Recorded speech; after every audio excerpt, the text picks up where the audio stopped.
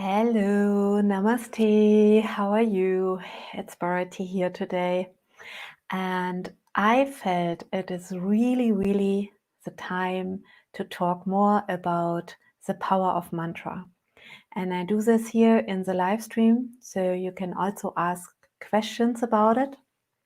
And everybody who listens later to this, you can learn a lot about mantras from so many places. Mantras are very known nowadays, but there is a lot of deep knowledge behind it that many people are not really aware of.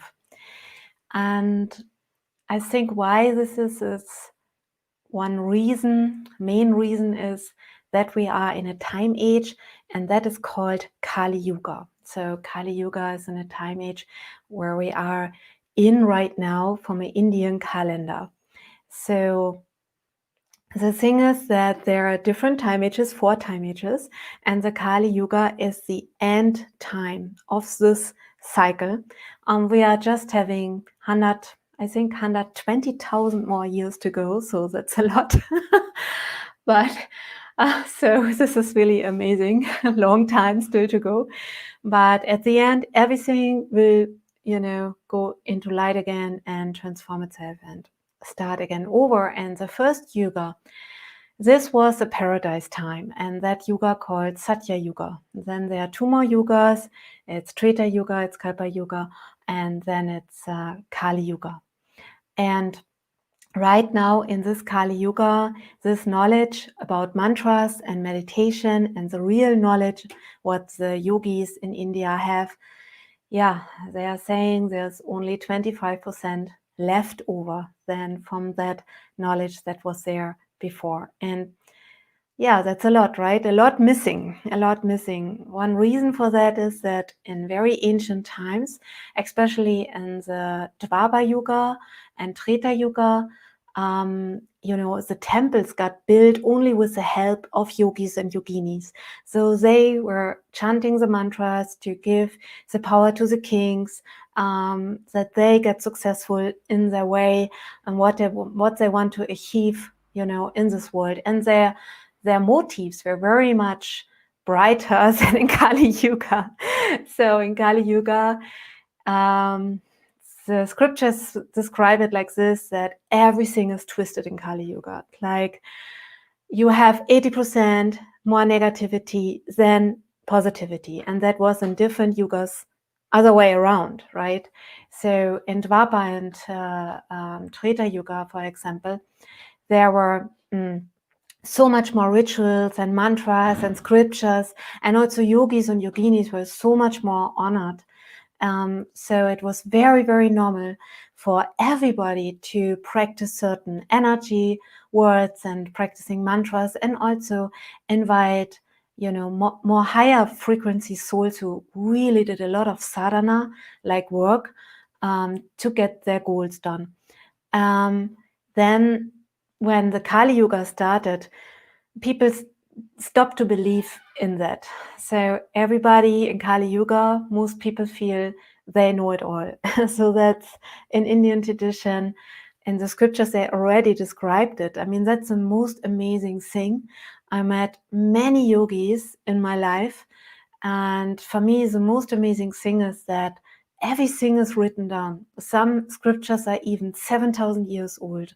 Some scriptures are, rewritten on nadis, on small palm leaves, and also certain mantras and certain very powerful formulas to achieving certain spiritual vibrations in the souls are written there too. Also yantras. Yantras are 3-dimensional figures, and it's like a mandala, okay? And Indian yogis, they can read that. So if you sit in meditation, that happens also a lot in the darkness retreats, that people start to see light and don't know what it is and why they see it. That's the most amazing. So they come after a point of meditation in your third eye. When your pineal gland, when your third eye is triggered to get open, then you can start to see, you start to see that visions, and you also start to see it's called yantras. For example, a circle with a dot, and you can understand what you see, because everything has a meaning. For example, the circle is a female energy. The dot is the nada bindu.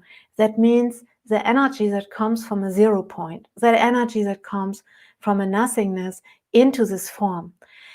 And even though we are in Kali Yuga and we only have that 25% of knowledge left over, this time right now where we're in is a very, very, very special time for souls. So because most of the people cannot practice meditation or chant mantras because they're so distracted.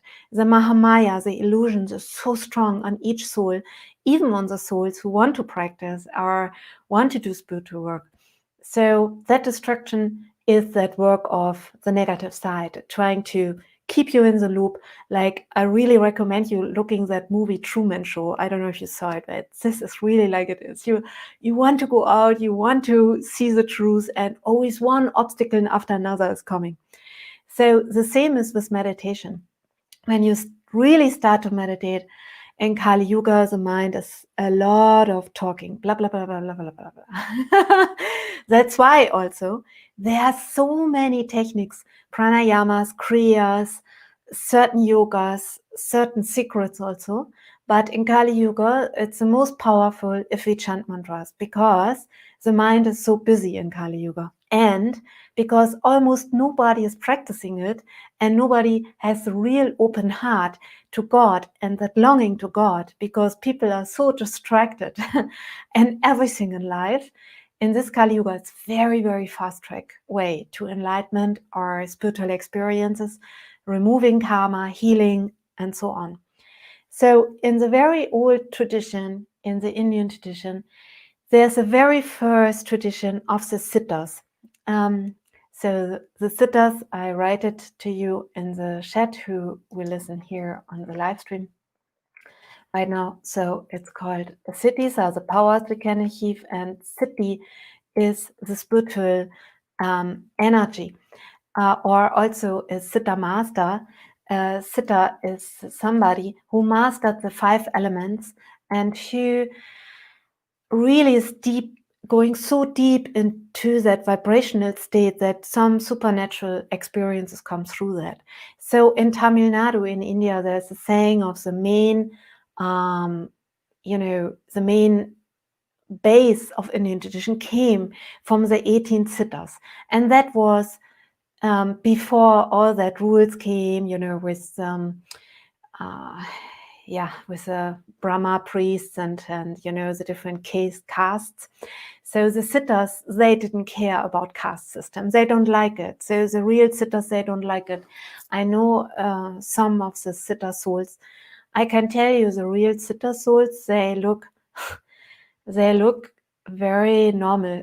You might not even think they have some real power in them. So they're very, very humble. And some of them are even, never be seen. There's some of them doing their sadhana in caves even today. So, and they're doing it in such a way that they're achieving very, very strong energy. So coming back to the siddhas, there are, there were these 18 siddhas, and that each of that siddha had one main energy in them, like, for example, teaching the mantras or giving the astrology. That was Siddha Agastya. Or, looking about the health of people. Or, knowing all the mantras and yantras. That was Siddha Tirumal. Even nowadays, there's very less knowledge, even with the saints and yogis in India, to really understand who that 18 siddhas were. There's very less written knowledge. Even Siddha Tirumal, by the grace of the divine, I got connected to a powerful yogi. I know him personally. I'm still in touch with him, and I hope soon we can travel the world again and I can go again to India. And he looks like a very normal person, but he studied with his master, and he also himself studied with his master. So it's called Guru Parampara, and that Guru Parampara goes directly directly to Siddha Thirumal. And that's a clear lineage. And Venkatesh, this yogi, he actually taught me a lot about mantras and yantras. And he said there are over millions of mantras and a minimum of 100,000 mantras and remedies he actually can access, through calling it. And he knows so many mantras by heart, and he's drawing yantras. So that knowledge comes directly from Siddha Thirumal. So for each problem, there was a mantra. And this 18 siddhas, they are not all specialized on mantras. So some of them are specialized on herbs. Some of them are specialized on astrology. Some of them are specialized on kriyas. Some of them are specialized in certain yogas. Some of them are specialized in different things, and some things we don't really know and understand, even when we try to understand. It's very, very deep.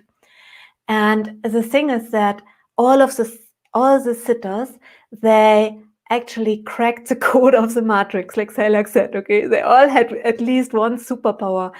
And Siddha Thirumal was the one who is really connected to all that mantras and yantras. So it's saying that for each problem, no matter what you're facing in life, there is a mantra, there is a way, and there is a yantra. And also, all the yogis or the spiritual beings who have, some energy in them to help others, they were not fallen from heaven,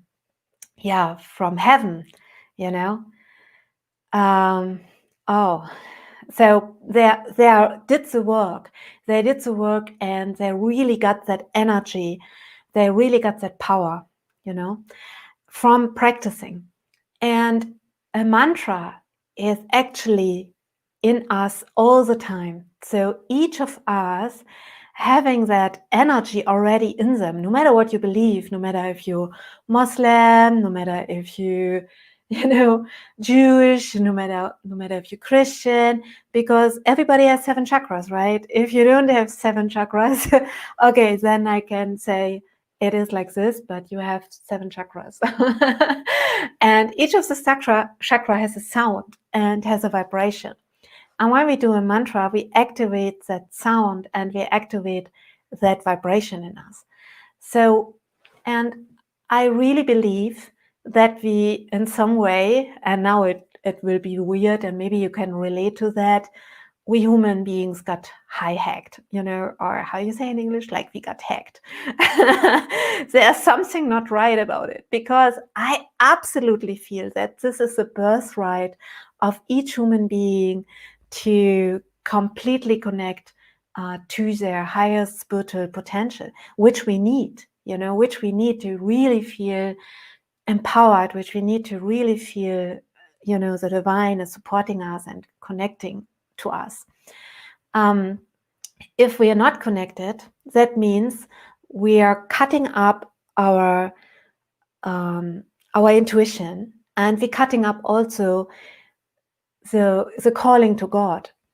So I personally feel it's so important, like brushing the teeth, to chant mantras, because we have to have connection to everybody, to everything around us, to everything that vibrates. And you heard that maybe from so many different teachers, no matter if it's from Qigong or Shaolin monks, or all these amazing traditions, which I'm also all very interested in. So even I practice so intensely Hindu tradition, still doing it every day, which is not a tradition. It's just it's just some science, it's spiritual science. Yeah, mantra is spiritual science. It has nothing to do with religion. Religion is just something you believe in, but these are spiritual sciences, are things you follow, and when you follow, you get a result. That's it, period. And for me, everything, all traditions have something in common, and that is that they all describe that we are all connected to each other. I mean, there are some traditions who doubt that, or some religious energies that doubt that, and then I doubt them, because I really feel we are one, and I had a lot of these experiences. So where is it coming from? I think there are main two important chakras. And that is one part is the third eye, and one part is the heart chakra.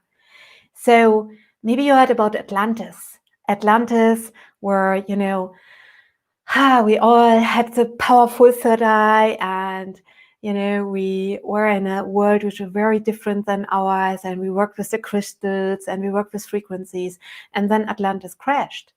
And you know why that crashed? The problem was that the third eye was open, but not the heart chakra. Okay, so the third eye was open, but not the heart chakra. So what happens if your third eye is open, but not your heart chakra? Yeah, maybe you can imagine. There's no love. I had one time an experience like that. That was pretty weird. I called it the head enlightenment stage. I was beginning of 20, and before I went to India, and I did a seminar, and I didn't know about mantras at that time, I have to say. I only learned that later. And I did a seminar with Christian Opitz, he's really amazing soul. He has a very, very high IQ. So he actually says he has even a higher IQ than Einstein. And he did a seminar on how to improve your memory, right? And how to power read. So how you can read, a book, and without reading everything, you just, see it, and all that information comes to you. And I felt, wow, I have to visit that seminar, because sometimes I tend to, dream around, even in school, I was thinking, oh, wow, isn't that amazing how many leaves that tree has, and how great the energy works to create something like this. And I was always a dreamer. So I've had this, seminar would be good for me. And I went to a seminar, and what I didn't know is that Christian was connected to very powerful Zen monks, and also to really, really powerful experiences, powerful Zen monks who had already powerful experience, who had cities. That's called cities.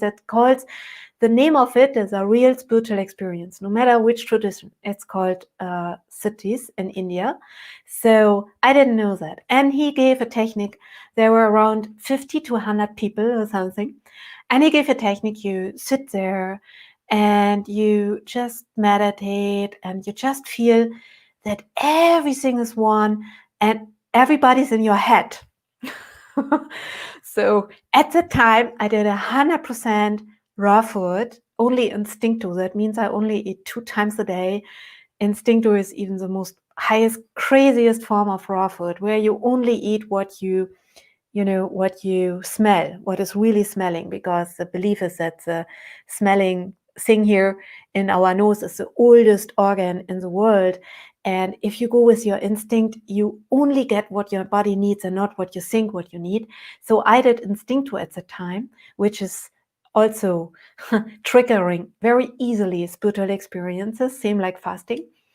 And I went to the seminar every morning, and he also worked with what also many Indian teachers do, with taking sleep away. So he said he starts the seminar very early. I think it was 8 o'clock, and I had to stand up at 6. And so he told us not to sleep much. And then every morning he did that exercise. And I think it was the third morning, I was sitting in the back, because I'm always a little bit shy, so I don't want to sit in the front. So I'm sitting in the back of the seminar, and I'm, feeling already very sensitive, closing my eyes, and had much sleep, but a lot of energy from that instincto. And then he's just saying, everybody's in your head, and your head is expanding, and everybody's in your head. And then it made boom, and everybody was in my head. Everybody was in my head, and it was like, what is that? I heard chattering. I heard the thoughts of people, and I thought maybe somebody put something in my drink. I have to say that. I was not sure if I had a real experience or somebody just drugged me. The thing is, nobody drugged me. The experience went even more on. It was amazing. I would crash a live stream telling about all that. But the point is, that experience stayed for around a month with other experience as well. But for the first time, I really felt we are really one. We are really one. And it doesn't matter if there's another ego, another belief system, another person who does something completely different. On one level, we are so connected. And it freaked me so much out because I felt like, oh my gosh, if we are really one, then who I am, who I am really. And that brought me to the place of really searching who I am. That also brought me at the end to the Philippines and then later to India for a long time. And so we are one, right? So I have to say, before I talk more about mantras and to also go on the question here, some of you have some good question. I want to say that this experience of we are really one overwhelmed me completely. It triggered a lot of fear in me. And I hear that a lot from people that, once their Kundalini is awakening, they're expecting, they're feeling that love and everything is nice. And sometimes it's just not. Sometimes you just see the shadow sides. You just start to see how much your ego is catched up with all your ideas of who you are. And for me personally, it was also many years, and I also think it never stops. I'm now at my point in life where I just tell everybody, it's normal to have issues. It's normal to be triggered, and we just should have so much compassion for others and for ourselves, and that is so important. So, okay, beautiful questions. I go to this question. Hi, I have a neighbor that's in the black magic and that keeps sending me stuff every day. What advice for protection, please? Yes, unfortunately, and that is a reason we have to understand. I mean, we don't have to understand, but we can understand. I invite you to understand. I invite you to understand that there's a free will. And that is a big problem the world is facing right now. That, that free will created a lot of crazy things. And that free will also accessed energy to the lower dimensions. So there are different dimensions, right? So there are dimensions, which are so much up and they're so bright and they're so beautiful. And the good news is, it doesn't matter. We all will go there. It's just a matter of time, But then there are also some souls who just want the power, also in the spiritual way. Unfortunately, it's much faster if you go the negative side. Unfortunately, it's very unfortunate because it creates a lot of negative karma and it creates a lot of, problems for a soul. So, but the lower dimension has very powerful demons in there and beings, and that can be accessed and through some rituals and stuff. And you would be surprised, or maybe some of you know, that many powerful people know about that black magic, but make a lot of joke and ridicule all those who are real light workers, So that's also a part of being in Kali Yuga. Because here in this time age, this power runs the world here right now, until now, but we have the power to get it back. That's up to us. So we have the energy to take it back, but never, ever, ever, ever chant any mantra that is connected to any blood sacrifice, no matter how much you like the guru or anybody who is teaching that or telling you it's not a problem. It is a problem, believe me. That goes to the lower worlds. Don't do it.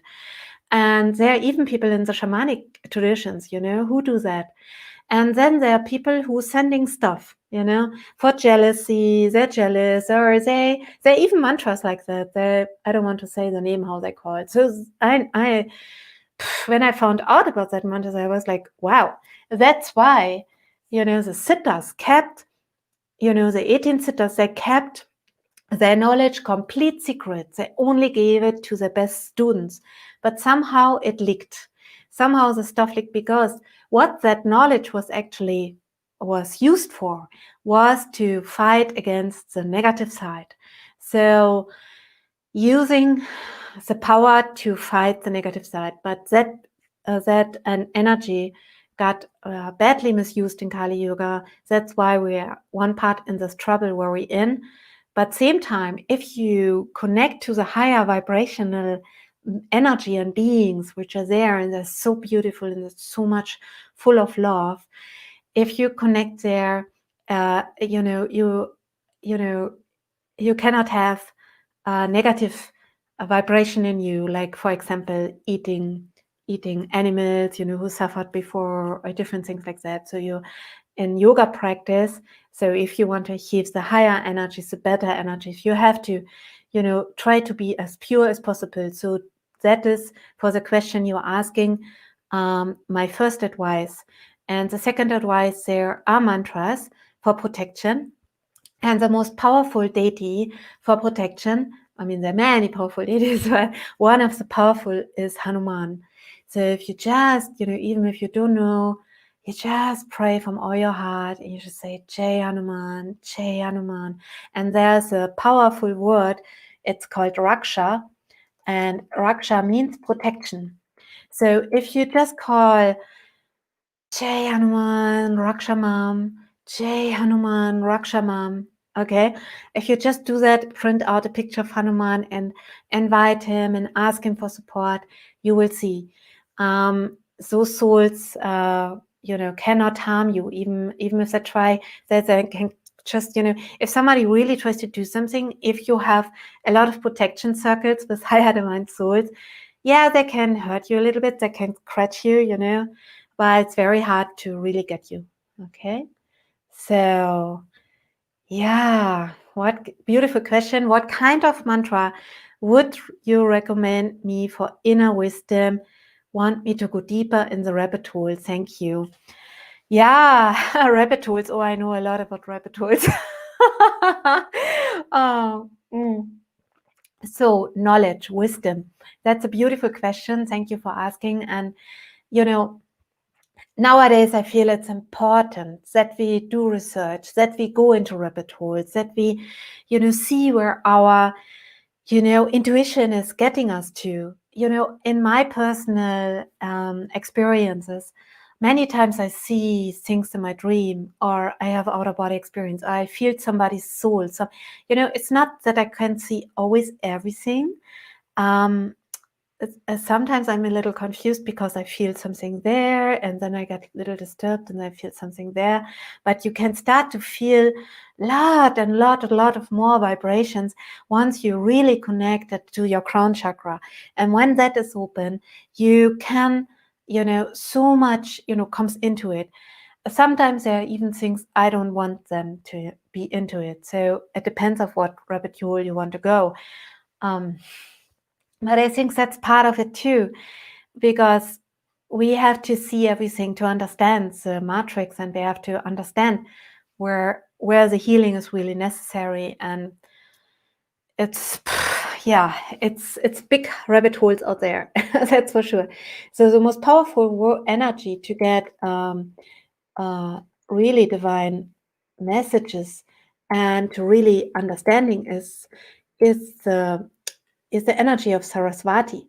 So Saraswati, she is a goddess who has in one hand, she has her Veena, and another hand, she has the Nadis, the books, the palm leaf books. But she's also one of the most difficult to access, because even we know in Kali Yuga, we easily forget. So it's very, very good.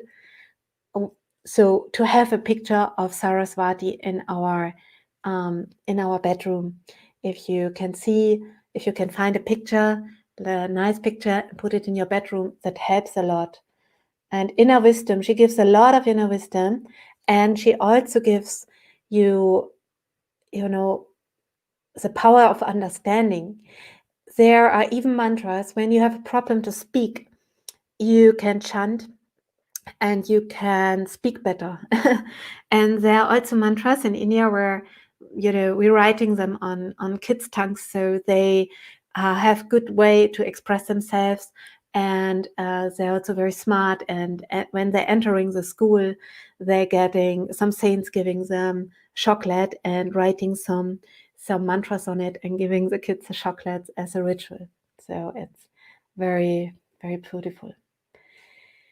Yes, so you went through a terrible period of awakening. Yes, I'm sure many of you are, right? I mean, I'm sure many who watching right now this live streams are, connected to some heartache in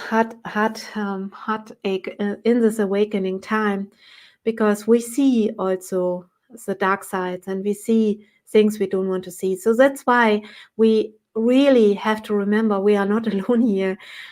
Even we feel like dropped on this planet and don't know what happened here.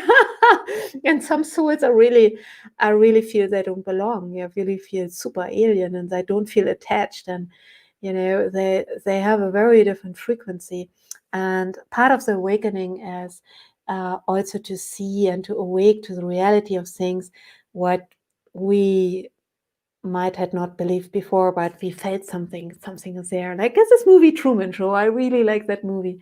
And what is, it's part of it. I mean, I'm in this over 20 years, even longer. I mean, gosh, I'm already so old. I'm just gonna say, my first awakening stages, I was a lot in shock. I mean, that was over 20 years ago even.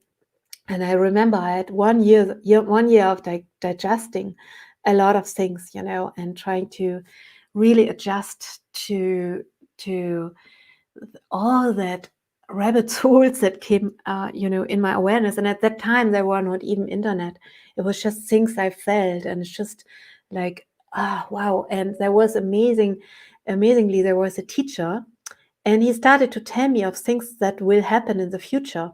His name was Mauro Ambat, so he was from the Philippines. He's not teaching anymore. But at that time, he told me a lot of things, what will happen. And one by one, they all happened. It's amazing. Nowadays, we're living in a very good time, so we can all, if you have visions, you can look it up. You can search the internet, and you can, you can see more informations coming in. So that is really, really good. Super. Okay. So what else? So many beautiful questions coming in here. Yes, just a self-exploring whole, you say. Yes. So just go deeper and deeper. And also don't forget to connect to the light. Sometimes, when we wake up, there's a part in us when the vibration gets very high, when we feel from our heart chakra, when that heart chakra opens strongly. It's not the head, then it's not the head enlightenment like that what I had when everybody was in my head. There's also the heart enlightenment where you feel everything is one, and you just feel that cry from souls, you sometimes can hear them. And right now we're going to really tough time, and wow. And I wish that so much more souls wake up, that we are, coming to a loving energy together. It's like, it's like this evil vibration is real. The negative vibration is real. And it's very, very important to not go into fear, to not go down. And even if you feel that so much, I don't know how many people know that from you, but, when you really feel, so much, there people will tell you, you have to ground, you have to earth, you're not normal, yeah, you're not normal because you're sensitive. So wherever feels that, that's a gift. Don't be normal. Don't be normal, okay? So this is a beautiful gift. So if you feel that compassion and love, just know that is a way how we really connect to each other, and that is so important on this planet right now. So what is the best way to chant mantras? It's better to chant loud or in your head. Thank you. So it's very good practical question. So I brought you a mala. This is my first mala I got, and my oldest mala, and I think I have over millions of mantras on it. And that's my biggest treasure in life. So if possible, try to get a mala, because the best way is if you chant that on the mala. So see, there are times where I don't have time to chant mantras, but what I can do is I can put that mala around my neck, right? And that vibrations come to me, okay? And I just take it off because it might clingeling with the microphone, okay? So this mala is from lotus seeds, and every time you chant a mantra, you put it on that mala. You chant the best way with this finger and this finger. There are different traditions to do it a different way, but I recommend this finger, and you chant the mantras on that mala, and you do it silently. And one round is 108 times. So there are different malas. There are also certain Siddha malas and very special malas who don't have 108 beats. But the normal malas have 108 beats. So you go around 100 beats and 108 beats with that mantra. And then you install that energy on the mala. So the thing is that the most powerful is to use Lotus Mala and Rudraksha Mala. You can find them if you are interested. You can find them in my online shop. I hope I write my shop right here in that chat. Red Shop. I think it's .com. Check it out. Okay, I have to prepare better next time. So, and I actually know a lot of good places who ship that malas to us, and they are all blessed. And so you can also ask us if you have questions about which mala is the best. But the most powerful is always Lotus and Rudraksha.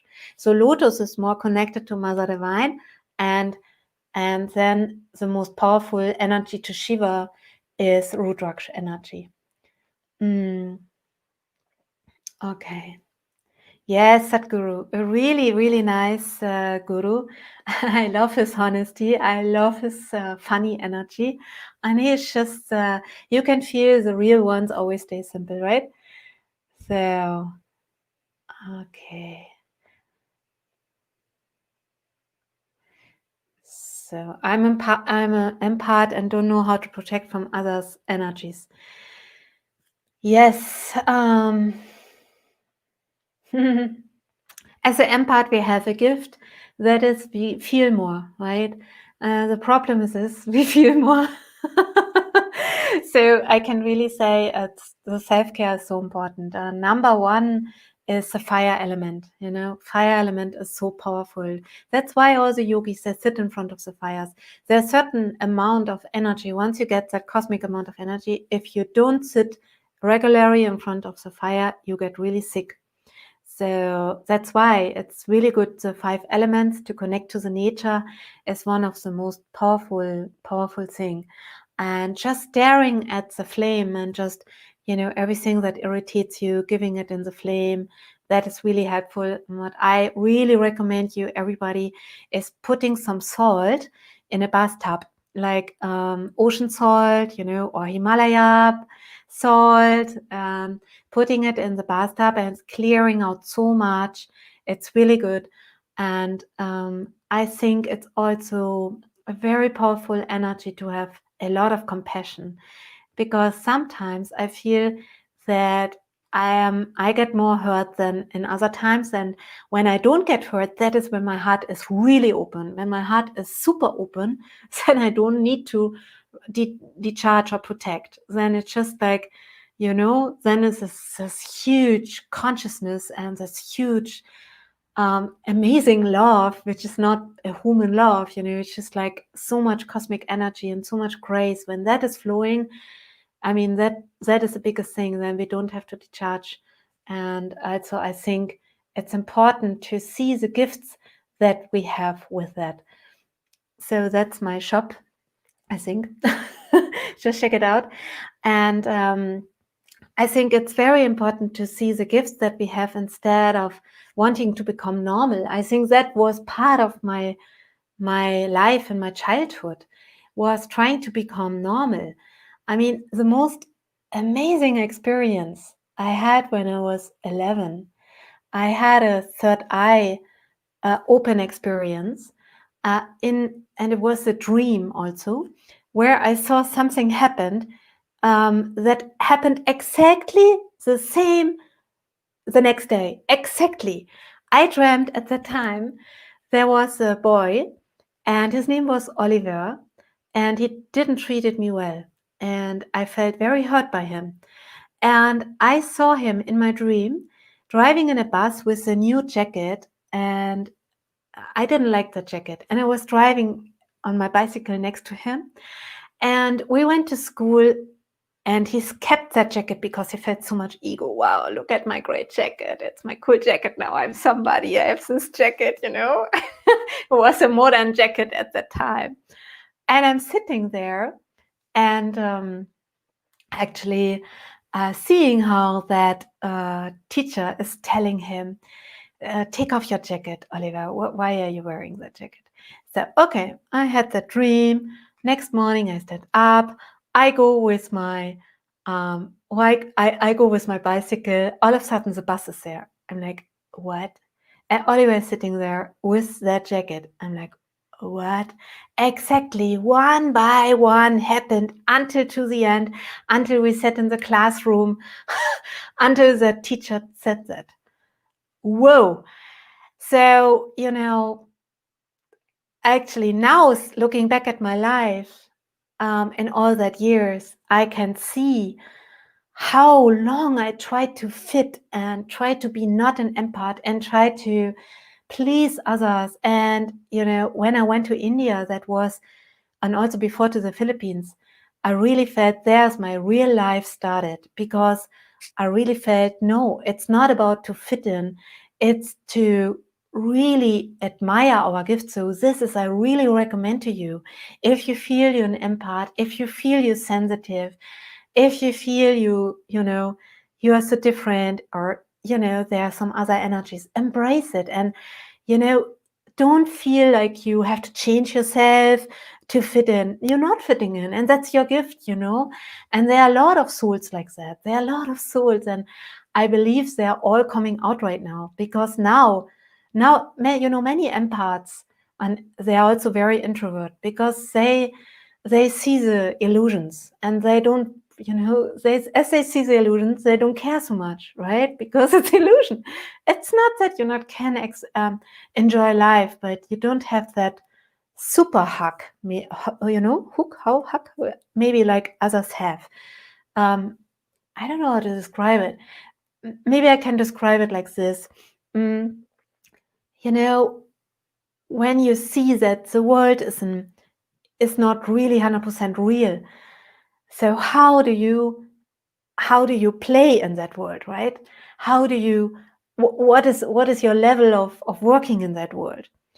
So, and I think many of the introverts and empaths and the people who have spiritual gifts, and also the light workers who are coming from all over the dimensions to this crazy Kali Yuga, on this crazy earth, in this amazing, strange time where we're in right now, you know, especially now.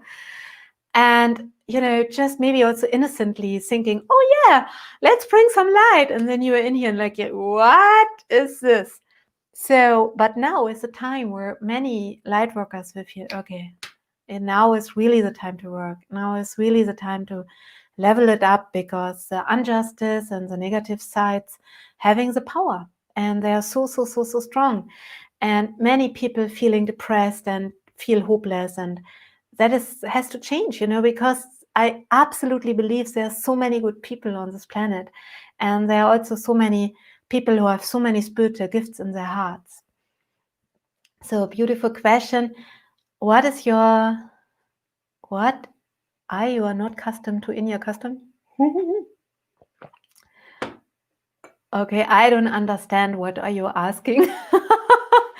English words for English way of, I don't know, maybe you can ask that again. I don't understand your question.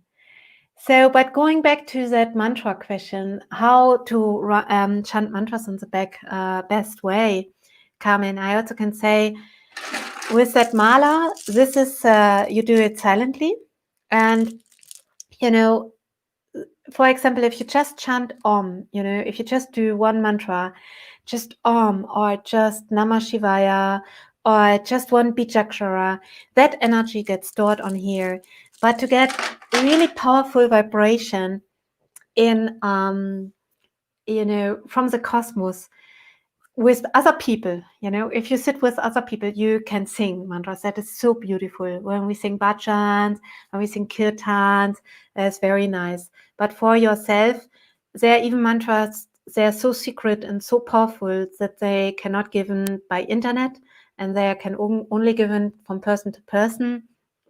I got some initiations. My strongest initiation on the Kumbh Mela, I think was on the Kumbh Mela 2013, where I almost enter full sadhu life. And really, and then I decided family life, and it was, and I knew what I was doing, and it was a big struggle. It was a struggle over 1 year. Do I go this way fully, or do I go this way fully? And I got some initiation in the Ganga, and in full moon night, by two yogis who screamed that mantras in my ear. And I was standing there in the Ganga, and it was really wild. So that mantras, for example, they are only for me. I can never share them. And that is an energy transfer you're getting. So if you know, if you're lucky to meet a soul, you know, who is really giving you a mantra in your ear, that means that soul is also really taking care on you a lot. So also that is very important. I feel personally that this personal mantra should not given to everybody, because I saw a lot of yogis in India who just don't want to give it. Even when I got that mantra, they had brought a group there. I think it was 40 people. We were on the Kumbh Mela. It was 2 groups after another. It was 40 people. I spent it 1 month there. And you know, it was only me getting that initiation, not because I'm better, but because, you know, also there are many different reasons for this, but also that guru who gives that mantra, or yogi that gives that mantra to you, like a personal initiation, is responsible until you reach certain levels of enlightenment for your soul. So, and there are many yogis and gurus and teachers who say, no, thank you, I just teach you the normal way.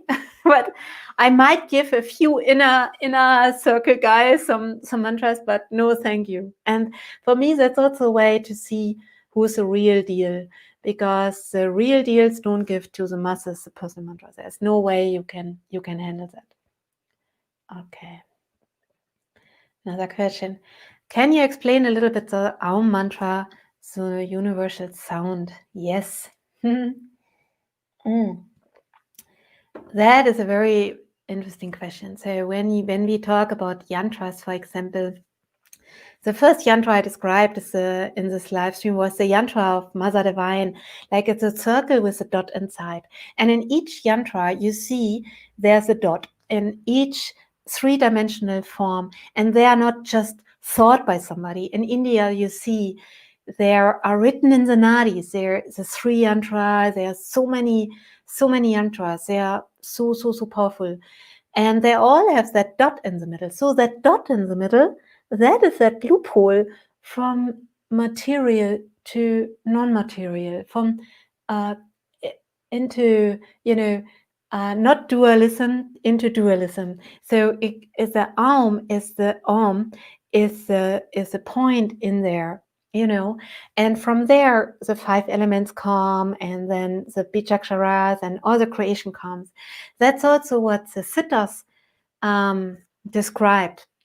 The 18 Siddhas, they described that this power of that mantras, you know, comes at the end from that 0 point, from that nothingness. It's so hard to think about nothingness. But there's a point in meditation where you cannot think. It's not that you stupid or something. It's just like it's off. It's trunks. It's you gone.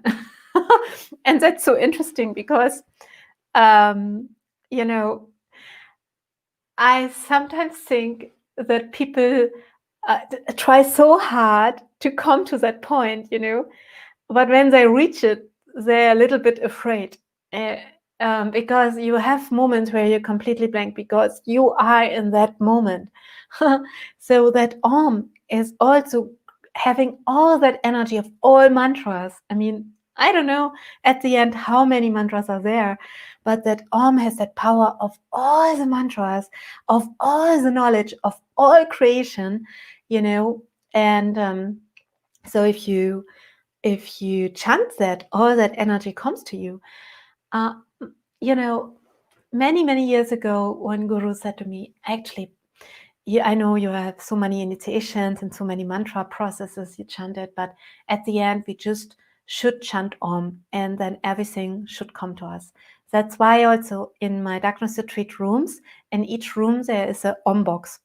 So it's just chants Om, Om, Om as a beautiful reminder. So you can switch it off, but you can turn it on also for a beautiful reminder on that energy, which is beyond our thoughts, everything. And, to come to that point, I think that's also what they try to do in Zen Buddhism. Because in Zen, you also try to reach that 0 point. In Indian tradition, is a little bit different. In Indian tradition, we try to activate so much energy in us to activate the Kundalini so that you always feel some vibration and some inner heat. So I call it inner heat because Raghavendra Das also, who got me that initiation on the Ganga, he also talks a lot about it. And he said to me, Bharati, if you don't feel one day inner heat, you're becoming like a normal person. So you be careful, always get that inner heat. So why is that? When you have that inner heat, after a while that energy goes up to all your chakras, to all your energies, and then when you meditate and when you chant the Om and you focus on your third eye, there's a big possibility that you enter this beautiful stage where you don't have any wishes anymore, anything. It's even hard to wish. I entered there a few times, and that time is, I have it luckily nowadays very often, and it helps me so much. That's one of the things that helps me to be an empath, to go in that stages. Otherwise I could not survive. That's also one of the secrets. Really, this is so, sometimes we have so many wishes in this creation. For example, for long years I felt, I should have a new car. Now I have a new car. It's beautiful, but it's there's once you realize you have something, it doesn't make you really happier, right? And that same stage is that when you meditate. So when you have a lot of questions to God, and you have a lot of wishes, and then you reach that amazing stage of silence, then it's just like trance. It's just like bliss. It's just like you are one with that universe, and that love flows, and it's so beautiful. It's so beautiful. At that point, all your chakras are open up. All your energies are open up. And that is a really, really powerful state. So that's why chanting Om is powerful. And I want to share something. There was a, there was a time where I was in India and I wanted to ship that Om box to Germany. And, it was very hard to get that done. And then somebody came and tried to help me pack. So I had 50 Om boxes.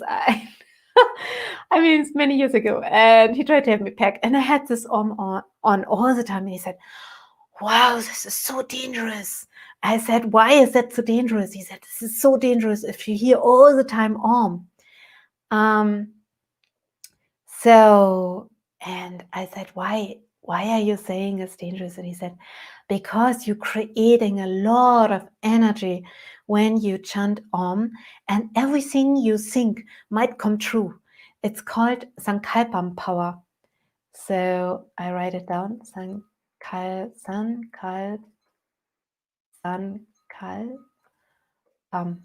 Yeah, Sankalpa means you're wishing for something and then you can manifest it. The yogis and the siddhas, they're using it to really put the healing, really do, the Sankalpam. And that's also one of the things, the most powerful thing we do after meditation. We sing Om Shanti Shanti Shanti Loka Samastaha Sukhino Bhavantu Loka Samastaha Sukhino Bhavantu Loka Samastaha Sukhino Bhavantu. Om Shanti Shanti Shanti. That means 3 times peace. That means peace for us, peace for the people we love, and peace for all the worlds. And Loka Samasta Sukhino Bhavantu means may all beings be blessed, full of love, and getting that energy. And when we do that, we also do Sankalpam Siddhi. So as small mantras we chant. If you sit and you chant the Om, for example, for 1 year, you have more energy in your, in your vibrational system. You have more vibration where you can give the blessings. And that's also one reason why the yogis do the work. They are doing it one part selflessly because it's such beautiful to be connected to the divine. It's like a kid, you give them a chocolate and they want another chocolate. Same time, once you enter that heart space and you feel everybody, you want to help also everybody, right?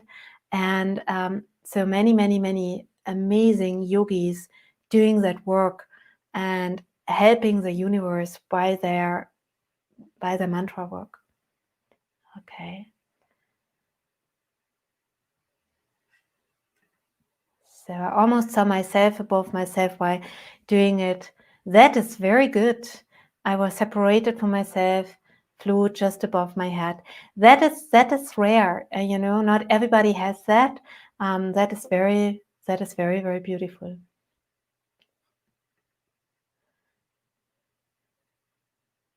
I'm sorry, I don't know that chant. I have to say I know a lot of mantras, but this one, Nam Myoho Renge Kyo, I don't know. I only talk about the chants I know. So, yes, the power of mantra. So what can you do in your daily life? Some easy mantra, something where you can connect to the divine, something you can really feel, energy. I really right now just recommend Shanti, because Shanti means peace. And right now, what were we looking at? There's so much unrest in the world. There's so much less peace. So if you have a mala and you chant Shanti, Shanti, Shanti, Shanti, you can think it, Shanti, Shanti, Shanti. It helps a lot. It helps your vibration. It helps the people other way, around you. And if you also feel you want to do more, yeah, you can do so many more mantras. So I don't know if you are interested to learn mantras. I feel personally, there's one mantra you can download from my webpage, and I can put the link later on that video. And that is a mantra I want to talk about now, and I'm happy to give to you for free. This mantra is called the light mantra and also the grace mantra, the divine light mantra. That mantra, I think I gave you already on the HoloVibes channel, but I want to tell that again, that mantra, because maybe not everybody heard it, and maybe even Saraswati was not strong enough so that you forgot again. It's one I really feel one of the most powerful mantras I ever got, except the secret ones. And I only discovered it after being over 10 years already in India. I was 8 years in an ashram, and then I left, and then I traveled some part around and met a lot of yogis and yoginis, and I came to that amazing place from Tamil Nadu, Siddha. His name is Ramalinga Swami. He attained light samadhi. it's one of the strongest enlightenment stages. It is the strongest enlightenment stage you can have. So there are different samadhis. Samadhi means one samadhi is just you be happy and bliss, you have a trance state. And there are other samadhis where you leave your body, you die, and your body radiates still very powerful vibration. After you died, your bones are helping to transmit from higher vibration to the people. So people come and get darshan, they touch the bones, that's mostly in temples that they touch it to receive that energy. And then there's also a different step of samadhi. The yogis, maybe you saw some videos of that yogis, it's so amazing. They stay until 1,000 years in the same body, and some siddhas say even for 3,000 years. For example, Siddha Boga, he is in Jivan Samadhi. Jivan means the body is not decreasing, right? So the body is not decreasing. I mean, that is unbelievable for the human mind, for most people to think. When I went to India and I do my groups, I always bring people to the Jivan Samadhis, because there are some Jivan Samadhis, once you sit there, you have the most highest energy possible that you might feel it. It's no guarantee, but there's a possibility you feel the most highest vibration you ever felt in your life, because that yogis transform that energy down and give it, and they are aware of what's going on around them. Many people don't get what a Jivan Samadhi is. It's very powerful. My last journey to India, we were so lucky and grateful. We had a lot of visits to Jivan Samadhis. It's so amazing.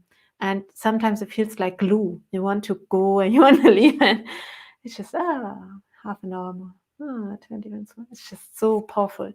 And then there's this most highest Samadhi in the Tibetan tradition. They call it rainbow body. So you can Google it up. It's amazing. So the rainbow body is a really, really powerful energy where your body is, dissolving into light. And when that is happening, that being is merging with everything that is. And Ramalinga Swami was one of that beings that merged into that. And he actually has a temple in Tamil Nadu, which students built it for him.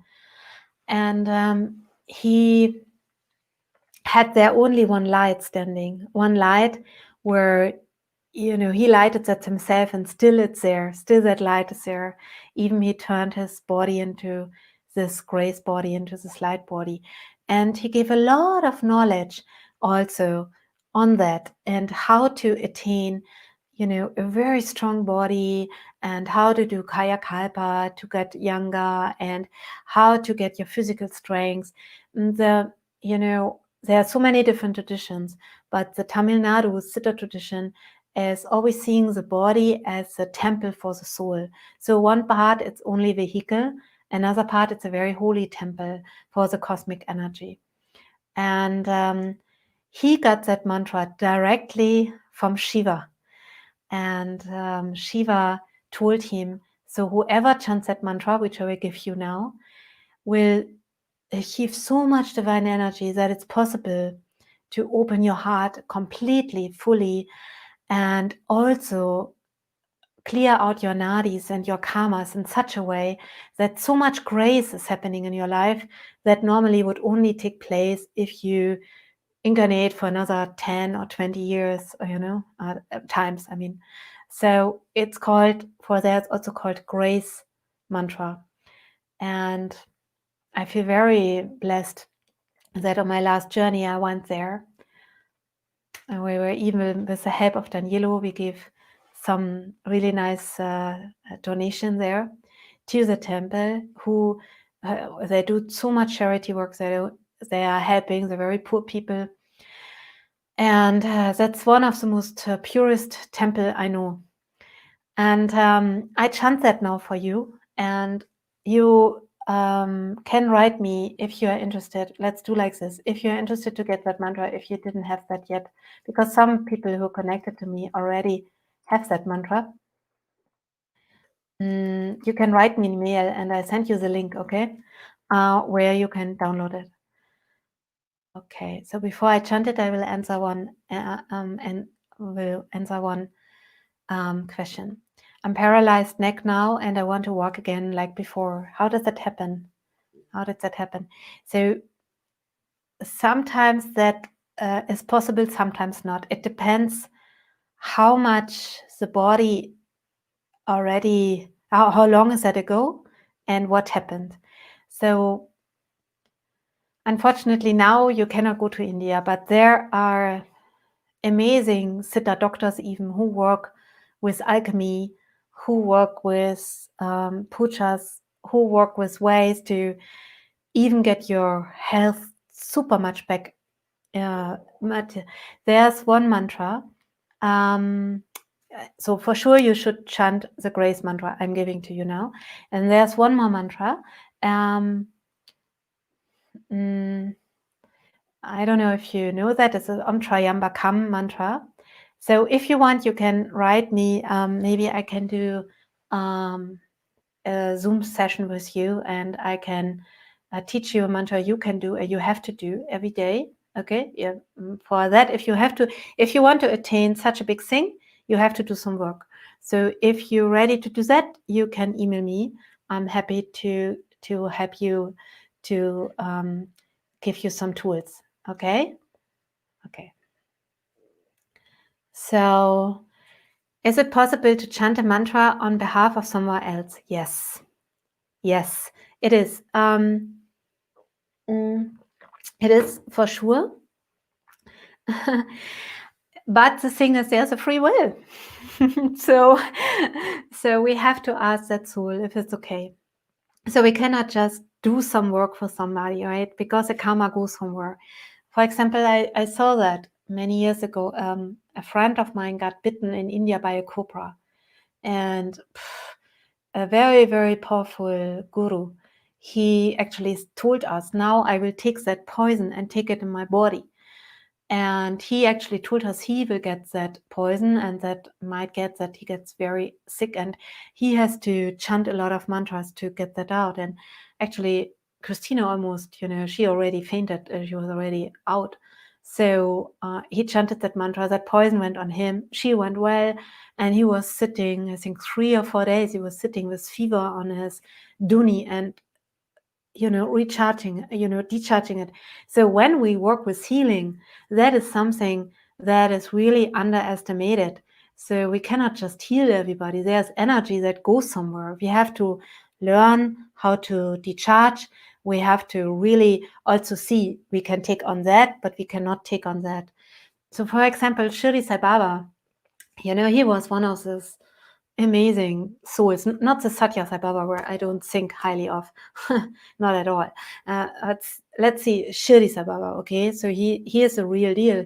And he actually did that all the time. There was a story where, a woman had a baby on her lap and she was cooking in India. You're cooking still like this many times. She was cooking on the fire and she is, holding her baby. And unfortunately, that baby fall in the fire. She was, I think it was 100 kilometers away than Shirdi Baba was sitting in Shirdi. That's why it's called Shirdi. So he was sitting so much far away. And his students were sitting around him. And all of a sudden, Shirdi Baba puts his hand into the fire. And the students are like, wow, is he crazy? Why is he doing that?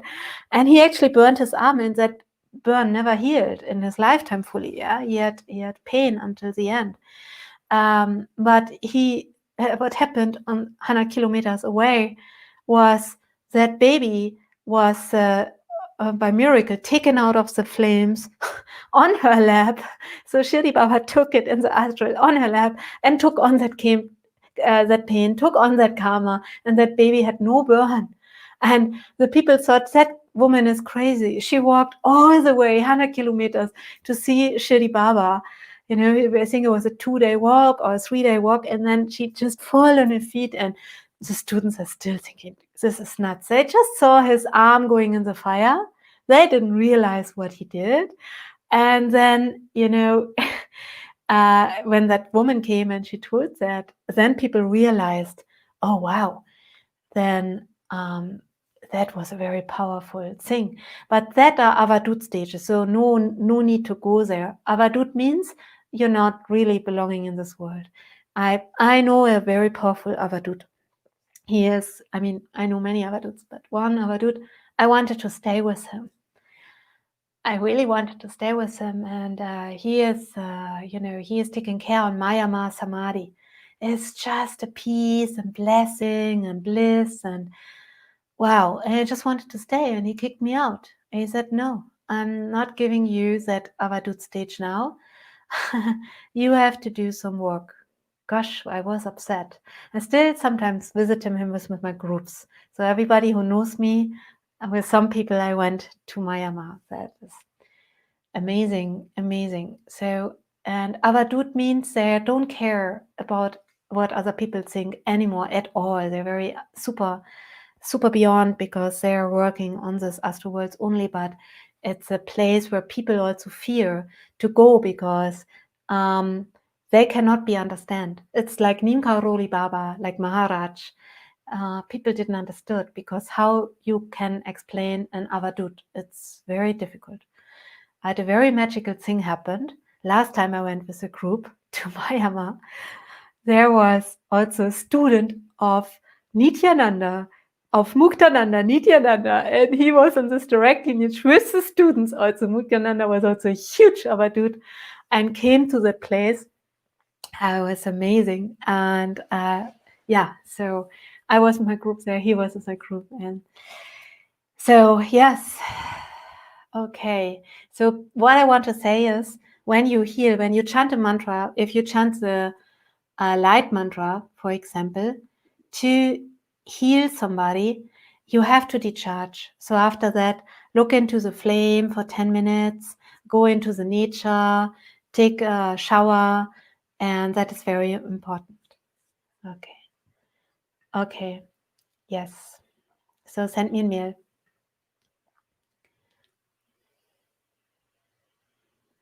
Oh, you come from India. Okay.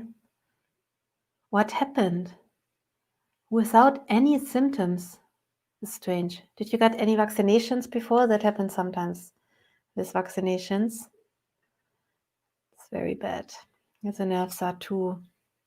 Something must have happened. Let me know. Maybe ask your parents. Okay. Okay. Good. Yes. So I'm chanting now Arut Param Jyoti, and I went way off. I just wanted to tell about mantras. I got way off. Let me know what your questions are for the next live streams. Let me know if you are interested to go deeper into different mantras, and if you want to learn mantras, and also about the knowledge behind it. Okay? Good.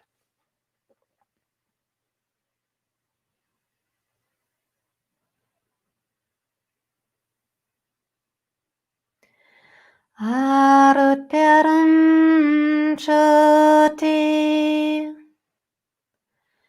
Arut Param Jyoti, Tani Param Karunai, Arut Param Jyoti,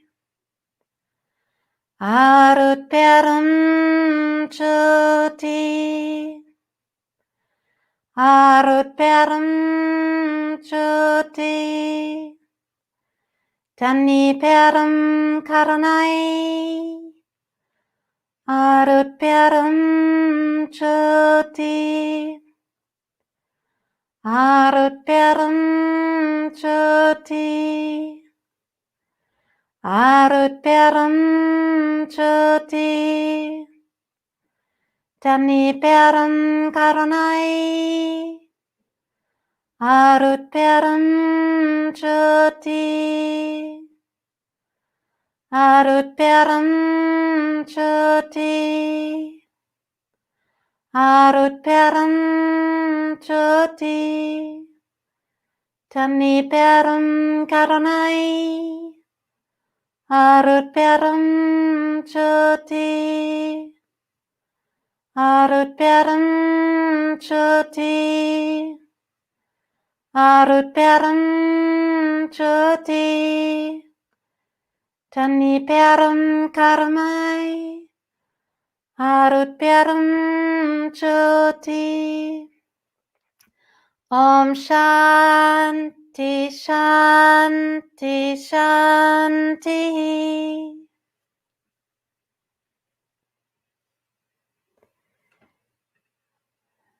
So, yes, by all means.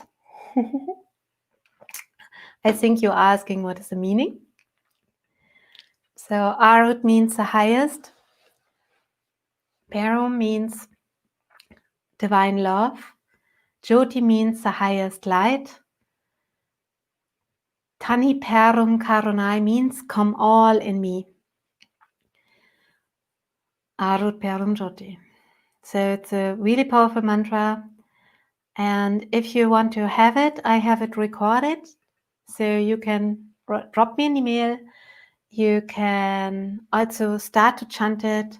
And you can also work with that. And it has a big, big healing energy for the body as well. It has a big vibration. Yes, beautiful souls. I wish you all the best. And I wish you a lot of positive energy. Reach out if you have any questions. See you soon again. Bye. Namaste.